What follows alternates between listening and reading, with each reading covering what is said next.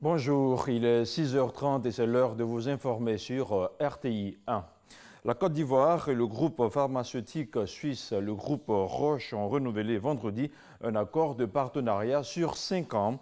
L'accord porte sur la fourniture à prix réduit des médicaments contre des maladies graves. Le président du conseil d'administration du groupe a été reçu en audience hier vendredi par le vice-président de la République, Daniel Kablan-Duncan. La rencontre a été suivie par Jérôme Kofi Aboula. Le président du conseil d'administration du groupe Roche au palais présidentiel ce vendredi 13 décembre 2019 à la rencontre du vice-président Daniel Kablan-Duncan. Christophe France, c'est son nom. Il est à la tête d'une importante délégation devant le vice-président ivoirien. Les échanges ont porté sur le partenariat entre la République de Côte d'Ivoire et le groupe Roche dans le cadre de ce qu'il convient d'appeler la vision commune de la santé pour tous à la suite d'un protocole d'accord qui vient d'être signé entre les deux parties. Aujourd'hui, on est très heureux de voir que nos efforts communs ont porté autant de fruits. Il y a des milliers de patients qui ont accès aujourd'hui en Côte d'Ivoire à un traitement avec des médicaments les plus innovants et les plus ciblés existants. Et on a aujourd'hui pu signer non seulement un deuxième accord, mais un accord bien plus large qui donne encore davantage d'accès à des médicaments et des diagnostics innovateurs. Conformément à cet accord, le deuxième du genre, le groupe Roche va financer entre autres la radiothérapie, la recherche clinique, la mise en place des dossiers électroniques pour les patients et le registre du cancer. Le premier accord signé en 2014 l'a été pour la prise en compte de la sensibilisation, le dépistage, le diagnostic et la formation des professionnels de la santé. Auréolés d'une saison fructueuse, 73 athlètes ont reçu la reconnaissance de l'État de Côte d'Ivoire. Des athlètes dont des anciennes gloires qui ont été distingués au cours d'une cérémonie dénommée Journée nationale du mérite sportif. On fait le point de la rencontre avec Arsène Kouassi et Jean-Sylvain Esso. L'heure était à la fête à la salle polyvalente du Palais des Sports de Treichville. Après avoir porté haut le drapeau national lors des compétitions internationales, l'État de Côte d'Ivoire est reconnaissant de ses meilleurs athlètes. Pour cela, une journée nationale du mérite sportif a été initiée par le ministère des Sports. Au total, 73 athlètes et anciennes gloires ont reçu les honneurs de la nation ivoirienne à travers cette journée dédiée à l'excellence des acteurs du sport. Visiblement heureux de cette marque de reconnaissance de l'État ivoirien, les récipiendaires ne manquent pas d'exprimer leur gratitude. Et vive un tel événement pour le sportif que je suis, pour l'animateur d'une fédération que je suis, je ne peux que dire merci au chef de l'État. Autre temps fort de la cérémonie, la remise de la subvention allouée aux fédérations sportives, suivie des équipements sportifs. Ce n'est pas une médaille qui est mienne, c'est une médaille qui est pour la Fédération ivoirienne des randonnées pédestres. C'est la médaille de tous les randonneurs et toutes les randonneuses. Tout comme les bénéficiaires, les anciennes gloires n'ont pas été un reste de cette journée mémorable. Ils ont été élevés respectivement au grade de commandeur, officier et chevalier dans l'ordre du mérite sportif avant de bénéficier d'une assistance de l'État d'un montant global de 79 200 000 francs CFA en raison de 300 000 francs CFA par mois. Les journalistes sportifs, eux aussi, ont reçu des prix à titre honorifique pour la promotion du sport ivoirien. Pour sa part, le ministre des Sports, par ailleurs représentant le Premier ministre, a tenu à féliciter les récipiendaires avant de les encourager aux valeurs du travail bien fait, seul gage de réussite. Nous avons porté très haut les valeurs du sport en reconnaissant le mérite des anciennes gloires. Ceux qui hier, avec abnégation, avec force, avec vigueur, ont porté le flambeau de la Côte d'Ivoire. En marge de cette journée, Ruth Gbagbi a offert sa médaille d'or obtenue au Grand Prix de Moscou au ministre Paulin Daho-Claude. Notons que 52 fédérations du mouvement sportif étaient présentes à cette cérémonie de distinction des meilleurs athlètes de Côte d'Ivoire au titre de la saison 2019. Parlons à présent d'économie. Une journée de diffusion des comptes extérieurs 2018 s'est déroulée hier dans les locaux de la BCEAO à Abidjan. Il s'agissait d'expliquer aux opérateurs l'importance de la balance des paiements, un état statistique qui retrace sous forme comptable l'ensemble des échanges entre les résidents d'une économie et les non-résidents au cours de l'année 2018. Les explications de Francis Boifo. Les statistiques économiques produites par la Banque centrale des États de l'Afrique de l'Ouest, BCEAO, sur la balance des paiements intéressent de plus en plus les opérateurs économiques. Au terme de l'enquête de la balance des paiements, nous avons enregistré un taux de 93% de réponse. C'est un nouveau record, après celui de 2018 où le taux a été de 89,9% et celui de 2017 qui était de 85,4%. La balance des paiements permet d'apprécier la compétitivité de l'économie d'un pays. Il importe d'informer les acteurs économiques. De premier plan, les spécialistes et les partenaires au développement afin de mener ensemble la réflexion sur la santé économique et financière de la Côte d'Ivoire au regard des tendances dégagées au niveau des principaux soldes de la balance des paiements.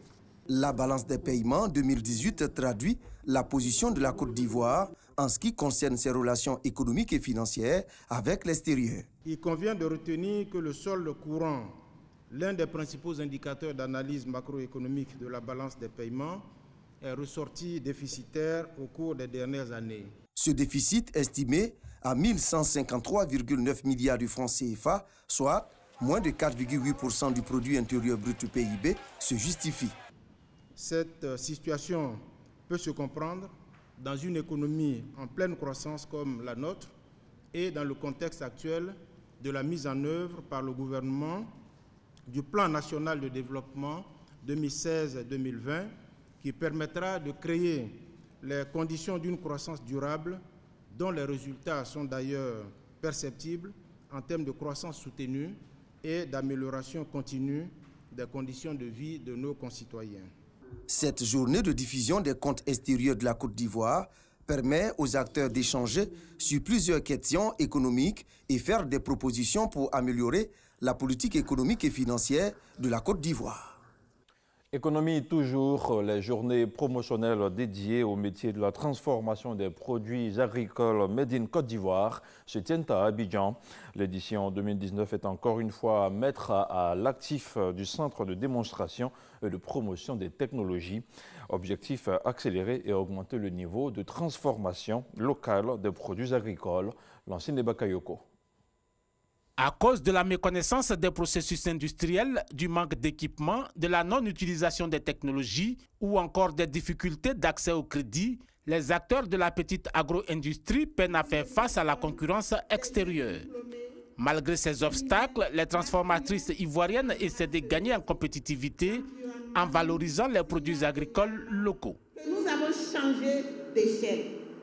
Les produits sont de qualité, les emballages, la traçabilité se sont améliorées, modernisées.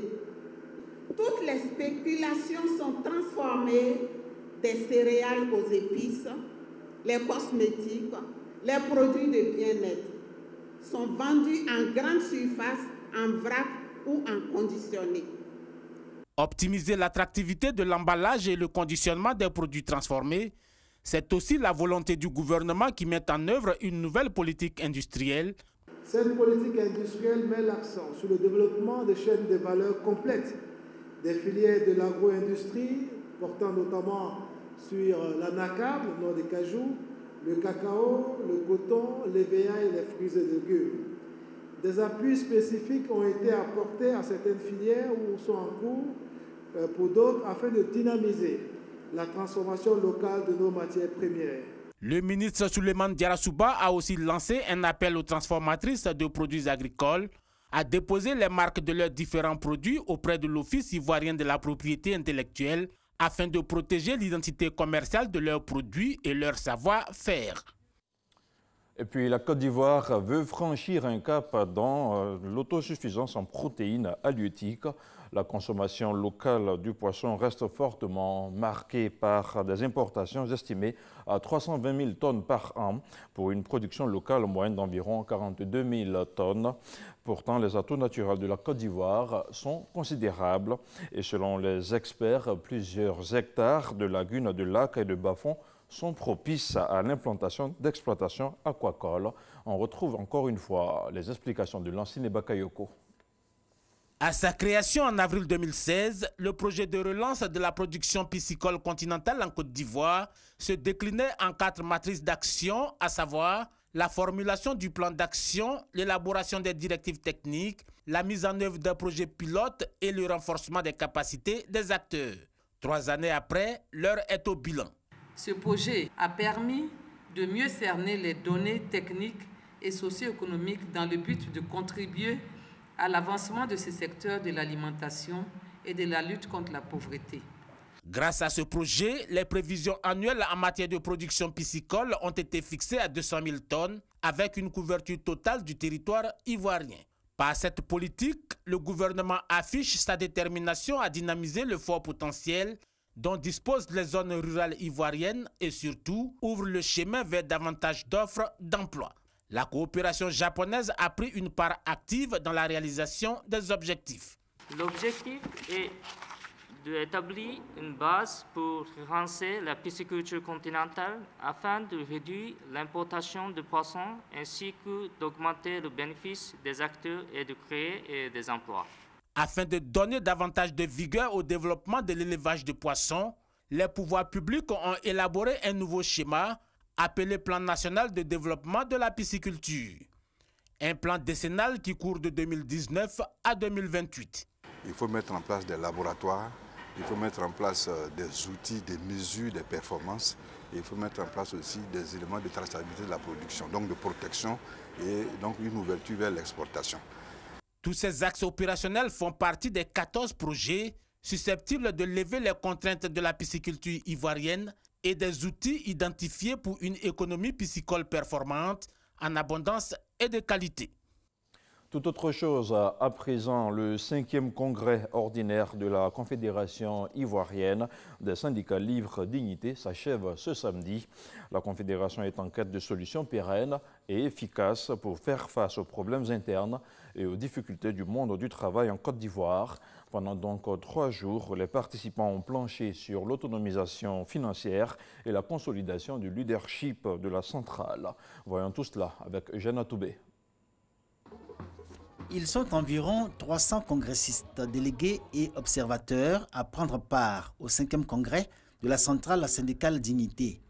Au nom de l'unité et de la solidarité syndicale, les 4 autres centrales représentatives du syndicalisme en Côte d'Ivoire et des syndicats de France, Suisse et Belgique ont apporté leur soutien à leur sœur Dignité.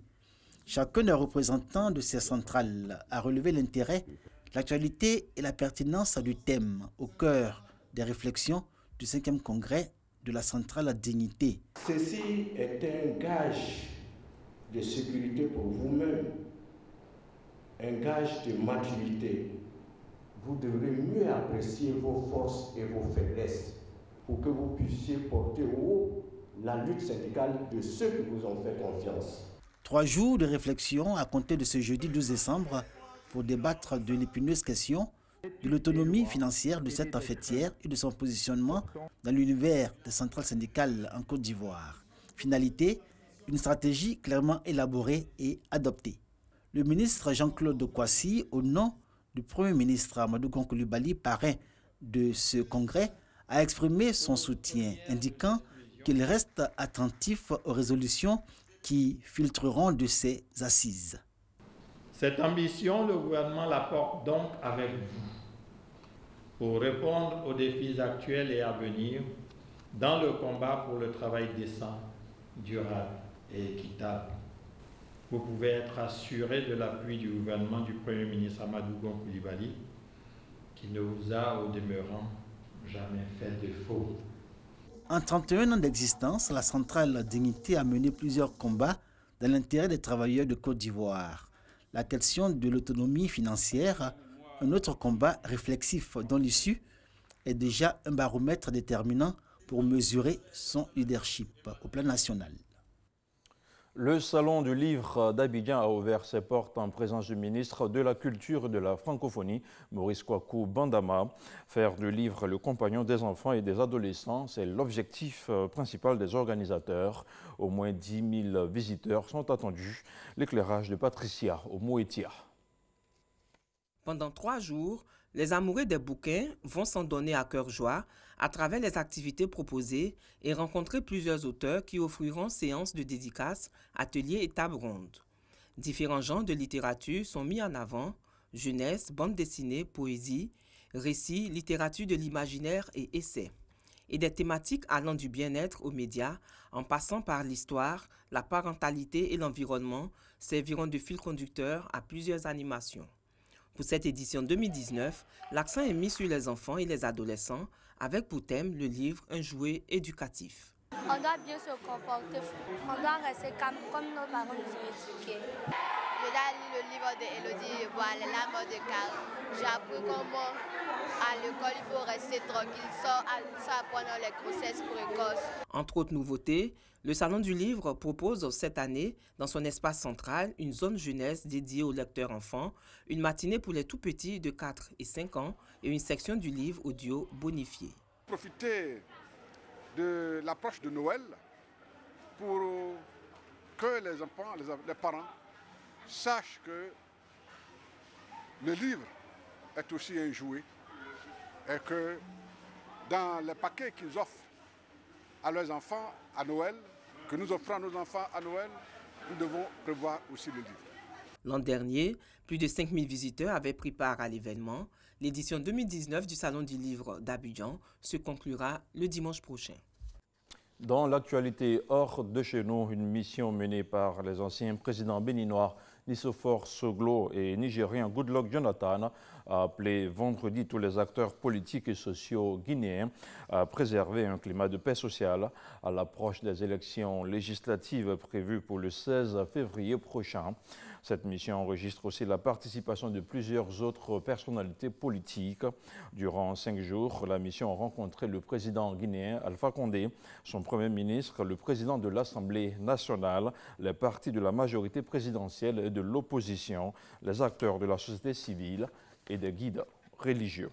Et puis en Algérie, Abdelmajid Tebboune, ancien Premier ministre d'Abdelaziz Bouteflika, a été élu président dès le premier tour avec 58,15% des voix, a annoncé l'autorité nationale d'indépendance des élections hier vendredi. Dans la foulée, la marée humaine a envahi le centre d'Alger pour conspuer le nouveau chef de l'État. La mobilisation ne faiblit pas pour le 43e vendredi depuis le déclenchement du Irak le 22 février. Le mouvement a appelé à une nouvelle mobilisation et grève générale demain dimanche 15 décembre. Et c'est ici que l'on s'arrête pour ce point d'information sur RTI 1, retrouvé à 13h, Hamza Diaby. Quant à moi, je vous retrouve demain à 6h30.